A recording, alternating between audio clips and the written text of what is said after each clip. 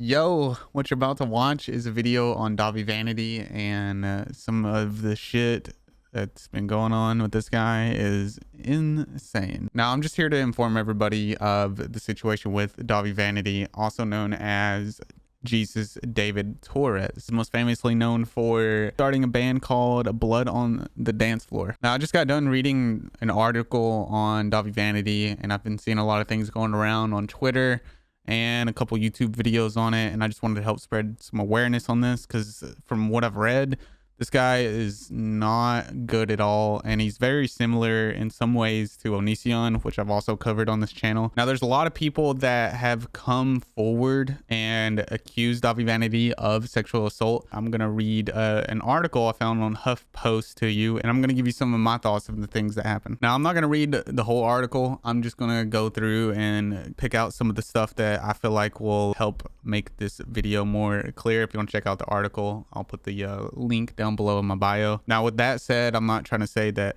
all of this isn't important. I feel like everything that's been written here is very important, and I think everyone that watches this video should take the time to go check it out after this video. But I'm going to read the police report and summarize in my words what I read here and how I feel about it. When I asked Farrell for Jesus's personal information, she began pacing and became extremely reluctant to tell me. Farrell asked, "Is he gonna get in trouble?" I explained to her I wasn't sure. Farrell explained she only knew his first name, but he went by Dahvie. Farrell excitedly stated, "Please don't tell my mom." I replied by explaining to her if no crime occurred, I would not say anything, but if I determined a crime occurred, then I would have to. Dahvie at the time was a hairstylist on MySpace. That's where Farrell actually met Dahvie. They exchanged some messages on there. Dahvie went by the name Dahvie the Elite Hair God on MySpace. And that's where Diana Farrell exchanged messages with Dahvie talking about doing her hair. Now, to back up a little bit, it says here he had a popular page as an Orlando-based hairstylist. So that means he already had some clout, some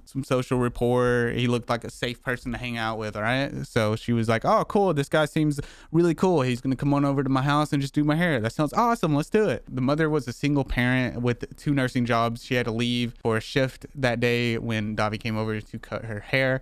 And then shortly after she left, Farrell was forced to do oral sex with Dahvie. Now, sometime after this happened, Farrell called a radio show explaining what happened because she just wanted somebody to talk to. But that radio show called the police, and they sent out a patrol car to her house, which they should have definitely done. But when the police got there, she was scared that Dahvie was going to get in trouble. It seems like she wasn't even sure if it really even happened. Yeah, it says the 14-year-old was confused about what had happened and afraid of getting Dahvie in trouble. So she's 14, and this grown-ass man comes in there that she thinks is a respectful human being of society that owns a popular haircutting stylist place, just comes in and just forces her to do this awful thing that she has no idea what's happening. So how is she supposed to feel and express and even like comprehend what just happened in her head? You know, like, I've never experienced anything like this, but I can try my best to imagine, and I know I can get nowhere close to even imagining, but you know, it's just horrible. It's horrible that this happened, and then like having to explain this to other people. Like, who wants to do that? No one wants to explain something horrible that happened that people may or may not even believe, and you don't have proof of it. Like, that sucks, dude. That sucks really bad. And if this has happened to anybody out there, I sincerely hope that, you know, everything works out for you and you get justice. Now, I also want to point out that Dahvie at the time is 22 years old. This young lady at the time was 14. The detective gave Dahvie, the 22-year-old, a call. And it says here that Romanovsky, I don't know how to say it, I apologize, informed Torres, I'm probably saying that wrong too, that he was aware of the sexual contact with Farrell and that her mother would not ask cops to arrest Torres if he cut off contact with her daughter. What the hell? What the hell? If I had a child, I would press charges. I feel like that's where some bad parenting right there, an example of bad parenting just happened. I don't have kids. I don't know what it's like. I don't know what was going through her head. I don't know the whole situation. I'm missing a lot of things here, but from the information I'm given, she should have pressed charges because she's 14 years old. A 22-year-old man came into her house and sexually assaulted her. How is that not a press charges moment? I don't get it. And it pisses me off a little bit. Like, it's parents like this. Like, I don't mean to take the light off of what's going on here. Dahvie, who's the one that committed the action.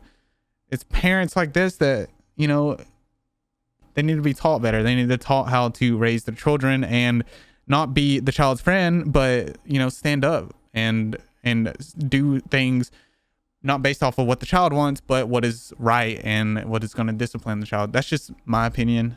And I know it may or may not be right, and I'm okay with that. Also, it says that the detective was aware of the sexual contact with Farrell. Isn't she's 14. She's 14 and he's 22. That's already a criminal act, right? That's already against the law. But is it okay because the parent knows, but the child doesn't know what happened? The child's confused. But it makes it okay because the parent says it's okay. How is there not any legal action here? Can someone explain to me in the comments, like, how there was no legal action taken by the police or like the parents? Like, how does this happen?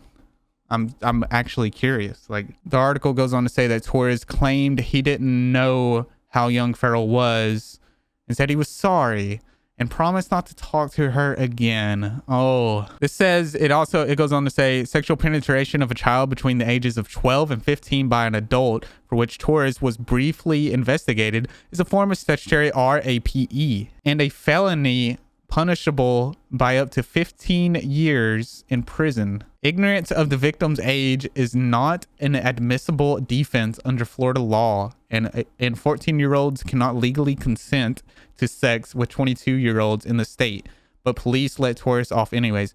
What the fuck? That's some fucked up shit. And I've had my share of dealings with the police in areas of things being stolen in that area, which is nowhere near as close to what's going on here. But I've been part of situations where, yeah, the police they don't always do their job, is what I'm trying to say. The police does not always do their job, unfortunately. And this is a perfect example of that. There was mistakes on the parents' side, the police's side. Like, we could have caught him already, but now we've let him slip. And that's why I'm making this video again, to hopefully spread some awareness. And then it goes on to say, victim refuses cooperation with the prosecution. The police report concluded, case closed. Victim that was 14 years old would not cooperate. Oh, I wonder why. Probably because they just went through a traumatic event and they're just like, oh, whatever, we're just gonna close it, screw it. That's some fucked up shit. Police briefly investigated Dahvie Torres, who is also known as Dahvie. Now, that's just one example of what's going on here. He is the lead singer. Dahvie is the lead singer of Blood on the Dance Floor. And throughout this article, it goes on to give more examples. More victims have came forward, and it gives more examples of ways he has sexually assaulted them. While on tour, he continued to sexually assault women. Underage women. It says a total of 21 women, including Farrell, have now told HuffPost that Torres penetrated or groped them without their consent. What the fuck? The alleged assaults occurred in at least 12 states and 2 Canadian provinces over more than 10 years. 14 accusers said Torres forced them to perform oral sex, in many cases refusing to stop as they struggled to breathe or their mouths bled. The others said he raped or molested them. 16 were minors at the time of the alleged incident. 17 were quoted with their real names. And now it goes on to talk about how he is now 34 years old and he has yet to face any legal consequences, which I find it extremely hard to believe. And if anyone out there has any evidence or anything to help with this ongoing assault of this monster that can help put him in prison or shed some more light in the right direction to help the police, please come forward. You can hit me up on Twitter at Chaz Kirschman or comment below. I just want as much information on this that I can receive in order to make more videos on this. That way I can help better explain what is going on here for people to understand the situation and what these people are being put through that no one is paying attention to, that no one seems to care except for the small groups of people that are involved in this. I can't believe it's not mainstream. It blows my mind how someone can get away with this and everyone's just like, oh well.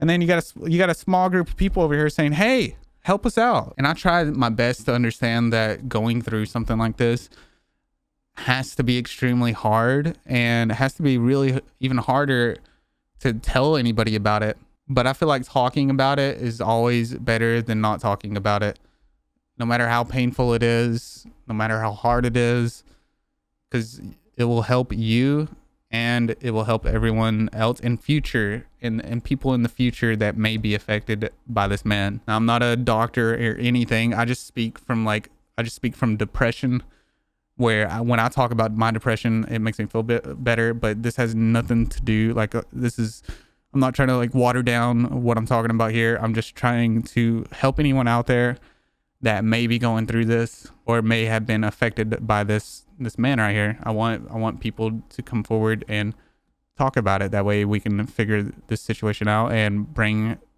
justice. There's so much more here I didn't talk about, and I suggest that everyone goes and reads the stories here. Every single person that spoke out, all 21 of these young ladies that spoke out, they're all important and everyone should hear their story. And I strongly suggest everyone goes and listens. Thank you. Happy National Women's History Month. And thank you to all the women out there in the world for doing what you have done to help make the world a better place.